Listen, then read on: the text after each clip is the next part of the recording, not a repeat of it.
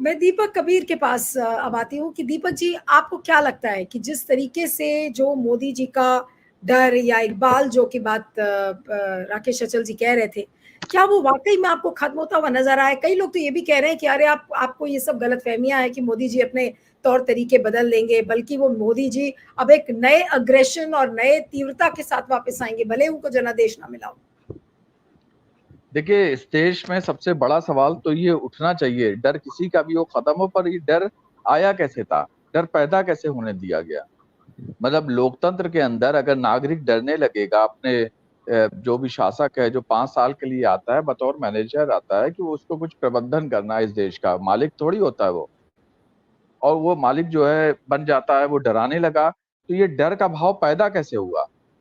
ये सवाल ही नहीं उठ रहा है कि ये डर आया था, ये सबसे बड़ा अपराध था। लोग एक धीरे धीरे जैसे मेढक होता है ना, उस तरह धीरे धीरे डरने लगे थे। और ये डर आप साफ साफ सोशल मीडिया से पहले डरने वाले लोग, डरने क्या, डराया गया। मैं बहुत पर्सनली लोगों को जानता हूँ, बड़े अधिकारी थे या उनकी पत्नियां थी, उनके पतियों ने उनसे कह दिया कि भाई मत बोलो, मत लिखो, निगाह सरकार की, हम सस्पेंड कर दिए जाएंगे, हम ये कर दिए जाएंगे। एक माहौल बोलने वालों को लगा, अच्छे अच्छे लोगों ने व्हाट्सएप ग्रुप छोड़ दिए। ये पूरा आईटी सेल के थ्रू जो डर पैदा किया गया, ये बिना मोदी की शय के नहीं था। पूरा देश ना बोलो ना बोलो ना करो, और ये इतना बढ़ता चला गया। और ये डर अभी, डर कुछ लोग थे जो कभी नहीं डरे, जो लड़ रहे थे लगातार। वो पॉलिटिकल लोग हैं, वो सोशल लोग हैं, उनको दमन किया गया, उनकी गिरफ्तारियां हुई, वो जेलों में रहे, उनके घर तोड़े गए। लेकिन इसके बावजूद किसी भी नागरिक को क्यों डर हो, वो डर अभी भी बरकरार है। वो डर, वो हिस्सा एक टूट रहा है, ये सही बात है, क्योंकि लोगों ने ये मान लिया कि इन्होंने अपने आप को जो सर्वशक्तिमान बता दिया था, और इनके हाथ में जो एक मैनेजमेंट की ताकत थी, उसे मालिकाना ताकत में बदल दिया था, वो जाती हुई दिखने लगी है इससे। लेकिन ये गुनाह है, इसलिए जब तक इनकी पहले देवता वाली जो छवि बनाई गई वो तोड़नी जरूरी थी, फिर ये बहुत सारी चीजें हुई थी। और अभी भी वो डर टूट रहा है जनता में, क्योंकि जनता ने एक फेल्योर प्राइम मिनिस्टर देखा है, एक इवेंट मैनेजर देखा है, एक सिर्फ तमाशा करने वाला देखा है, और बिना सवाल उठाए देखा। इसने कभी ये नहीं देखा कि कहाँ गया स्किल इंडिया, कहाँ गया रोजगार का सवाल, कहाँ ये तमाशा, कहाँ मेक इन इंडिया, सब झूठ। रोज इवेंट हो रहा है, और इवेंट को न्यूज़पेपर्स और सारा मीडिया परोस रहा है। लेकिन मतलब आप हर जगह इस नौटंकी कर रखी थी, सफाई को लेकर नौटंकी हो रही है, योगा को लेकर हो रही है, कोई ठोस बात नहीं। पर जब चीजें हाथ से बाहर जाने लगी हैं, तो वो लोग विरोध करने लगे हैं, और इस बार के चुनाव ने साबित कर दिया। लेकिन आप इसे इतने उसमें मत लीजिए। आज मैं एक खबर पढ़ रहा हूं, और ये पहले से चल रही है। राज्य कर्मचारी या स्टेट के या केंद्र के जो कर्मचारी हैं, जो मतलब स्टेट के होते हैं, उनके साथ ये आया जा रहा है कि आप वो रिटायरमेंट के बाद भी कोई ऐसी बात करेंगे तो उनकी पेंशन रोकी जा सकती है। पहले ये माना जाता था कि 60 साल हो गए, नौकरी से रिटायर हुए, नाउ दे आर फ्री, अब वो अपने मर्जी से बोल सकते हैं, विरोध कर सकते हैं, सब कुछ कर सकते हैं। पेंशन उनका अधिकार है, लेकिन उसको राजनीतिक सवालों से बांधा जाने की कोशिश हो रही है कि नहीं, आप कुछ भी ऐसी आलोचना करेंगे तो आपकी पेंशन पे बात आ जाएगी। तो एक बड़े सर्वोच्च अधिकारी मुझसे कहते थे, ये तो जिंदगी भर की गुलामी कर रहे हैं, बना रहे हैं। दूसरी खबर आज मैंने पढ़ी है कि सरकारी कर्मचारियों के लिए किसी भी सोशल मीडिया पे, किसी भी पब्लिक प्लेटफॉर्म पे किसी भी तरीके की कोई आलोचना नहीं हो सकती, कर सकते आप वो।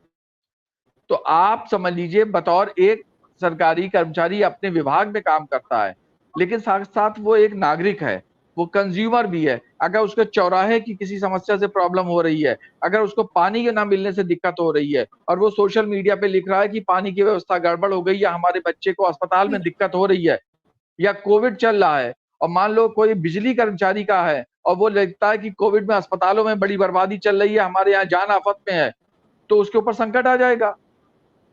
वो कर्मचारी इस देश का नागरिक भी है, और आलोचना करने का बेसिक अधिकार है, लेकिन वो रोका जा रहा है। और ये जो कार्रवाई हो रही है कि इस देश में 30% लोग मुश्किल भाजपा को वोट दे रहे हैं, बाकी लोग विरोध में हैं। तो बाकी लोग अगर आलोचना करना चाहे, और 30% में भी बहुत से लोग एक मुद्दे पे वोट दे रहे हैं, दूसरे मुद्दे पे आलोचना कर रहे हैं। तो अगर आपको सिर्फ सरकारी नियमों की प्रशंसा दिखाई जाएगी, सिर्फ उसकी हाँ हुजूरी दिखाई जाएगी और विरोध और आलोचना को प्रतिबंधित कर दिया जाएगा, तो कौन सा माहौल बन जाएगा? लोगों को लगेगा सब सही है, और जब लोगों को लगता है कि सब सही है, हम अकेले कैसे बोलें? विपक्ष ने, राहुल गांधी ने, अखिलेश यादव जी ने और बाकी तमाम सोशल एक्टिविस्ट ने ये माहौल बनाया था कि तुम अकेले नहीं हो, बोलो बोलो, ये माहौल पैदा किया था। तब लोगों को एक स्पार्क की जरूरत होती है, लोगों को एक इनिशिएटिव की जरूरत होती है कि हम अकेले नहीं हैं। और ये अगर लोगों को लगातार अकेला करेंगे लोकतंत्र में, तो दिक्कत आ जाएगी। तीसरी चीज, आप देख रहे हैं सोशल मीडिया पे जिस तरह लोगों ने बोला या चैनल चलाए, अपनी अपनी बात रखी, उस पर कंट्रोल की पूरी कोशिश हो रही है कि अब यूट्यूब चैनल्स पे कंट्रोल होगा, सोशल मीडिया पे कंट्रोल होगा, बाकी प्लेटफॉर्म्स को कंट्रोल में लिया जाएगा कि कोई ऐसी बात ना करे जिससे सरकार की छवि खराब हो। सरकार की छवि क्या होती है?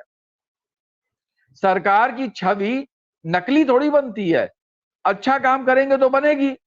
जनता खुद भोगे, जनता एक उपभोक्ता भी है, नागरिक भी है, कंज्यूमर भी है। उसे लगेगा अस्पताल अच्छे चल रहे हैं तो छवि अच्छी बन जाएगी, उसे लगेगा अस्पताल खराब चल रहे हैं तो छवि खराब बन जाएगी, उसे को लगेगा एग्जाम अच्छे चल रहे हैं तो छवि अच्छी बनेगी, उसे लगेगा बेईमानी हो रही तो छवि इसमें छवि क्या खराब हो जाएगी भाई?